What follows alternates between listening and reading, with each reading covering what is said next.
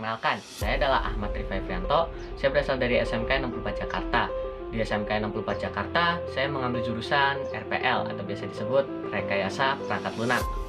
Rekayasa Perangkat Lunak ini belajar apa aja sih, Kak? Di Rekayasa Perangkat Lunak, kita belajar banyak hal yang berkaitan dengan teknologi seperti mengcoding, belajar membuat website, belajar bagaimana cara membuat game, dan masih banyak hal yang lain.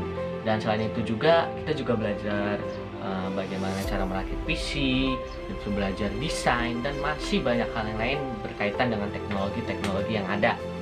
Dan juga di usia saya yang dibilang cukup muda ini, saya memiliki impian atau cita-cita yang ingin saya gapai di 5-10 tahun ke depan, ialah saya ingin mengejar impian saya untuk menjadi sutradara film. Nah, siapa sih yang nggak tahu sutradara film? Pasti banyak yang dari kalian semua yang udah tahu sutradara film itu seperti apa. Dan apa sih itu tugasnya sutradara film? Saya lihat sutradara film itu tugasnya cuma ngomel-ngomel doang, ngekat doang. Jangan salah, sutradara film ini tugasnya dia mengatur semua yang ada di dalam naskah. Jadi dia semua nih yang mengatur bagaimana alur cerita tersebut supaya bisa bagus dan bisa dinilai bagus filmnya oleh masyarakat. Seperti itu. Jadi istilahnya kayak yang tadinya naskah nih. Naskah sudah dibuat nih sama saudaranya, lalu dia mengelola bagaimana caranya agar naskahnya ini yang dia buat ini berubah menjadi film. Ya, seperti itu. Jadi bisa dibilang mengapa mungkin kalian bisa beranggapan bahwa sutradara itu sering ngomel-ngomel, ya karena dia mau nggak mau filmnya ini harus perfect dan ya harus bagus. Ya, itulah alasan kenapa kalian sering melihat sutradara itu marah-marah. Tapi nggak semuanya marah-marah kok. Itu karena mungkin ada beberapa aja yang mungkin hilaf. Dan untuk rencana saya ke depannya, saya ingin buat awal-awal untuk membuat film-film pendek.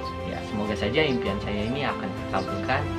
Dan ya, dengan saya mungkin membentuk tim atau saya menemukan tim, saya bisa membuat film pendek dan terus berlanjut lama-lama menjadi film yang sangat besar seperti bioskop. Semoga saja, amin.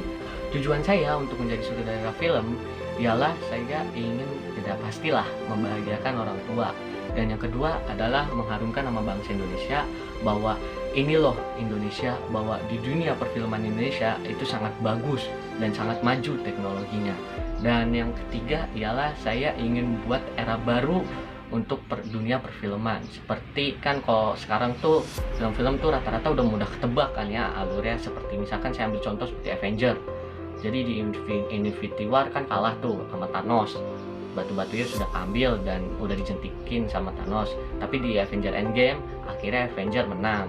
Nah, atau misalkan saya ambil contoh lagi seperti Transformer yang tadi Optimus Prime mati terus bisa hidup lagi dan akhirnya menang. Nah, alur-alur seperti itu kan sudah mudah ketebak. Karena mungkin takut durasinya sangat panjang, dan saya akan akhiri saja videonya sampai di sini untuk perkenalan, dan semoga saja impian saya ini terkabul. Saya sangat ingin sekali membantu perfilman di Indonesia ini semakin maju sih. Dan cukup sampai di sini saja. Wassalamualaikum warahmatullahi wabarakatuh.